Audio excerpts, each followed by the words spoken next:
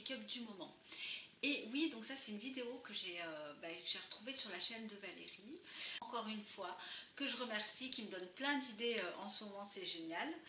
Je trouve l'idée assez intéressante parce qu'avec du recul, je me suis dit effectivement, le maquillage, moi c'est en général ce que j'achète le plus.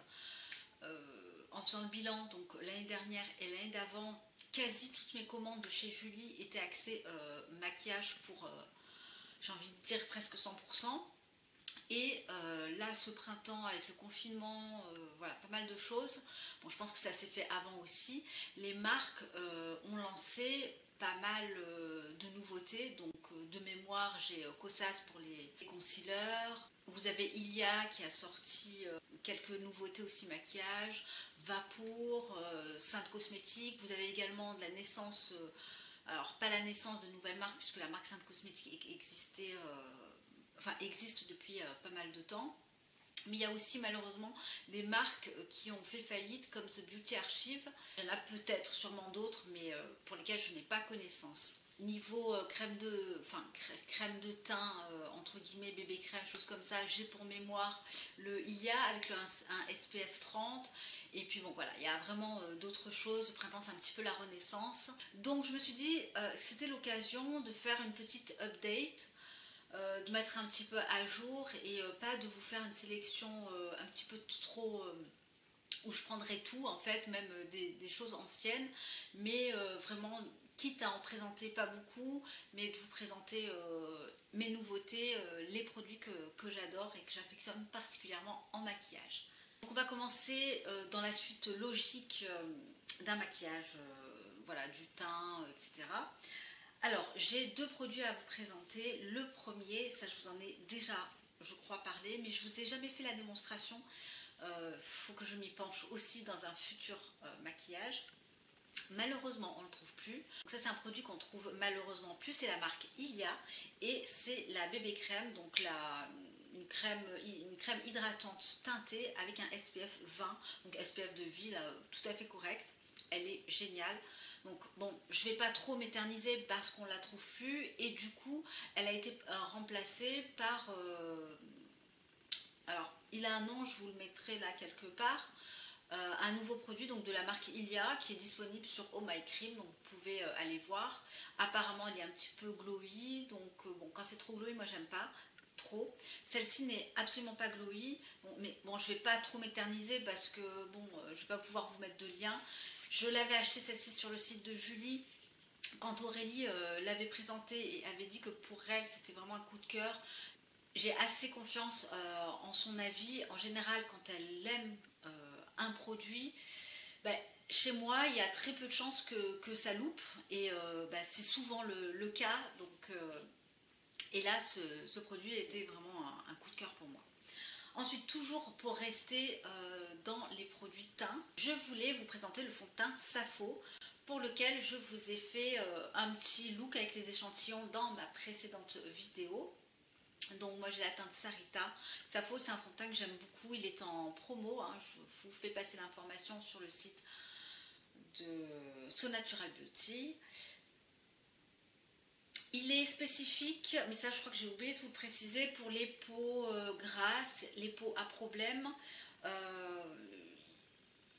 Il contient des huiles essentielles, alors je ne sais pas lesquelles exactement.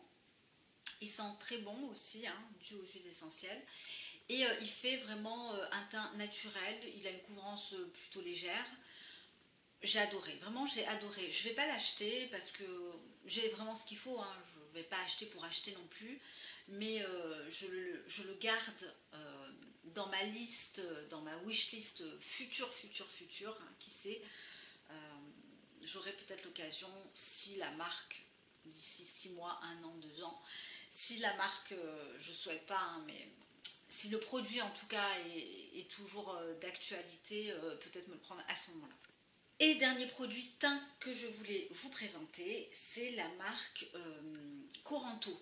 Alors Coranto, ça a été assez compliqué avec la crème de teint, mais je vous la mets quand même dans mes favoris. Ouais. Ça a été très très difficile parce qu'au départ je l'utilisais au doigt, j'en mettais trop. et du coup je ne l'aimais pas. Et j'avais, je pense, aussi une peau qui était en fait très saturée. Maintenant, aujourd'hui, c'est vrai que j'aime bien le porter.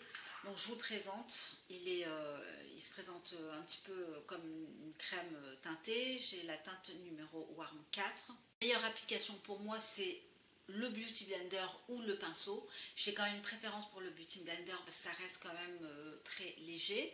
Une couche uniquement.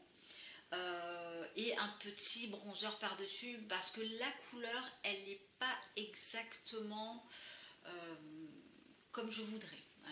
Elle est quand même un petit peu claire avec des sous-tons neutres. Voilà. C'est pas, les couleurs, c'est très très restreint. Il y a d'ailleurs peu de choix de couleurs. Mais je trouve que le concept d'un fond de teint crème et dans la Green Beauty, bah, il n'y en a pas tant que ça, à part Carvice de mémoire, le RMS, le nouveau, mais qui me semble être un peu gras. Celui-là, en version crème, reste pour moi le meilleur.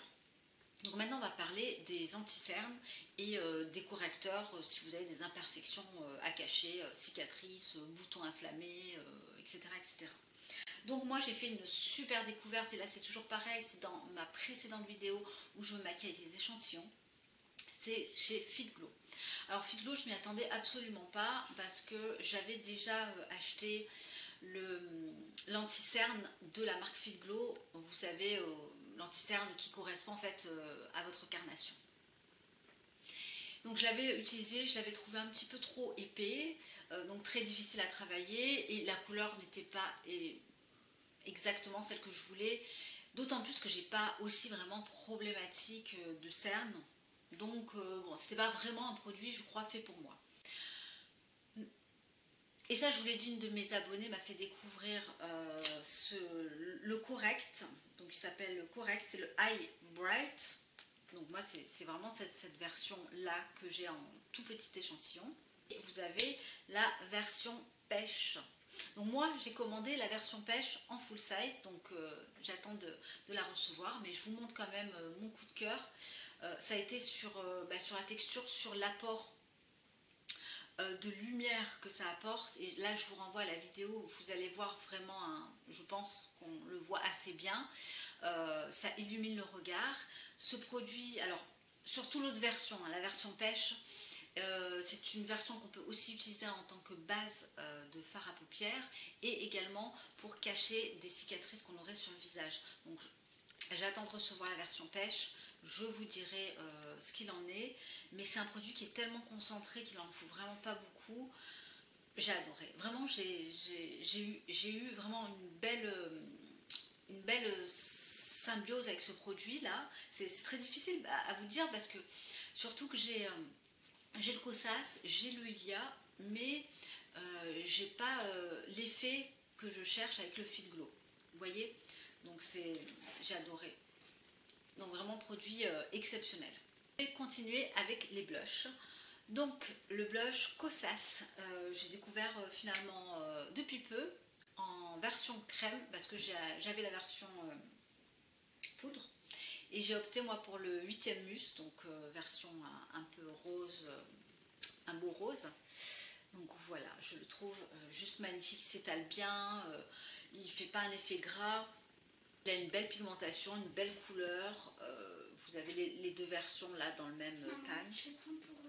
Voilà, une super découverte. Si je pouvais tous les avoir. Alors, il y en a un autre qui me fait de l'œil, c'est le Velvet Melon. Un petit peu plus pêche, mais voilà, je ne l'ai pas pris parce que j'ai déjà des couleurs similaires et je ne voyais pas trop l'intérêt de rajouter un blush à un blush. Ensuite, une nouveauté que je vous ai jamais montrée, et ça c'est grâce à Sybille, je te fais des gros bisous et vraiment merci de nous partager toutes ces pépites en maquillage. Et donc c'est un blush de la marque Tower 28 qui est une teinte un petit peu nude rosé que je trouve magnifique dans un packaging un petit peu transparent. Voilà, donc je voulais jamais présenter celui-là, ce sera peut-être l'occasion d'une nouvelle vidéo si ça vous tente avec la crème teintée Ilia et peut-être un autre produit éventuellement que je ne vous ai jamais présenté. Donc pour information, c'est la teinte Beach Please. Donc je vais vous le swatcher quand même. Je ne sais pas si on verra bien grand chose aujourd'hui. Il fait un peu gris, il pleut. Il est ultra crémeux. Et pareil, hein, il s'étale super bien. Vous voyez, ça fait blush qui se voit sans trop se voir. J'aime bien ce type de couleur. Alors dans la même veine, vraiment dans la même veine, dans le même type de couleur aussi, et ça j'ai vraiment adoré, c'est la marque Glove & Halo. C'est quasiment les mêmes couleurs, honnêtement, à peu de choses près, et sur le visage ça se voit pas, enfin, on voit pas une différence énorme. J'ai quand même peut-être une préférence pour celui-ci parce qu'il est un petit peu plus foncé. Si vous êtes plus clair de peau, vous pouvez y aller sur celui-là. Si vous êtes mat comme moi, allez-y sur celui-là, c'est la teinte George. Je vais le mettre là, hop. C'est un petit peu particulier parce qu'il se présente comme un vernis, donc c'est original. Et alors c'est vrai que j'avais vu, et c'était ma crainte qu'il ne sèche. Le mien n'a pas séché, mais je sais que certaines d'entre vous se plaignent que le produit a séché. Donc bon, c'est tout à fait possible. Est-ce qu'on voit bien la différence? Celui-là est un petit peu plus sombre, j'ai l'impression. Celui-là est un petit peu plus clair. Lui, je dirais un peu plus rosé. Mais après, les deux se font très très bien sur la peau. Voilà. Donc on est quasiment sur des mêmes coloris de couleurs. Et ça me change en fait du rose, du pêche, du corail, de l'oranger, que j'ai moins, mais qui sont des couleurs que j'aime bien aussi porter. Et justement, en parlant de l'oranger, vous avez la marque Coranto. C'est, je crois, le seul blush orangé, donc là que je possède en échantillon et que j'aime beaucoup parce qu'en fait, il s'étale très bien, il a un côté un petit peu mat. C'est le Pumpkin Blush Liquide. Et ça, c'est pareil, je vous l'ai présenté dans ma précédente vidéo. Donc je vous la linkerai en barre d'infos. Donc voilà pour le côté blush. Ensuite, pour la partie poudre bronzer. Alors, j'ai très très peu de bronzer, mais je vais vous en présenter un en fait, que j'ai ressorti tout récemment, depuis 2-3 jours, version minérale. Parce qu'en fait j'en utilise très très peu, c'est un petit peu chiant le matin avant d'aller travailler, bon en dehors là de ces périodes de confinement, voilà, c'est un petit peu pénible d'utiliser un bronzer poudre, enfin minéral. Donc moi j'ai celui de la marque Alima Pure, donc c'est le Contour Powder Sombra. Ça fait très longtemps que je l'ai utilisé très peu, je crois que ça doit faire au moins 2-3 ans que je l'ai pas utilisé. Hop, il se présente comme ça. Bon, là je le porte, mais vous n'allez pas voir grand chose. Alima Pure, j'aime bien parce que vraiment, en termes de texture, c'est très soyeux. Il est mat, il se travaille bien aussi, s'étale bien. Et voilà. Bon, de toute façon, hop, voilà ce que ça donne. Très joli, c'est bien un petit peu de changer de texture et d'aller vers des versions un petit peu minérales. Même si un maquillage total minéral, j'aime pas trop, c'est ce que je porte aujourd'hui. Je le fais de temps en temps.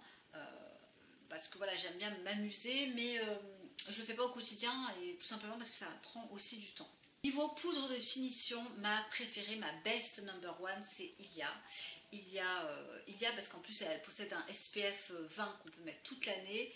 Elle n'est pas blanche, j'avais la version blanche qui était en fait trop blanche, on dirait que je m'étais mis de la farine dessus, donc ça n'allait pas. Du coup j'ai pris la teinte Waikiki Run. Voilà. Donc je peux la mettre par-dessus en touche vraiment légère, un fond de teint. Je peux peut-être la mettre seule éventuellement quand je suis chez moi et que je ne veux pas vraiment me maquiller. Ça, je peux la mettre par-dessus ça, donc ma bébé crème, non c'est une bébé, par-dessus ma crème hydratante teintée SPF. Donc ça c'est un très bon combo, je trouve assez intéressant.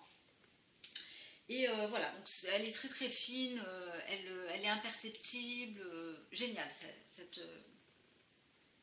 cette poudre matifiante. Donc si Ilia ne vous plaît pas, Alima Pure aussi, ça a été une belle découverte, c'est la poudre de finition en teinte Takara.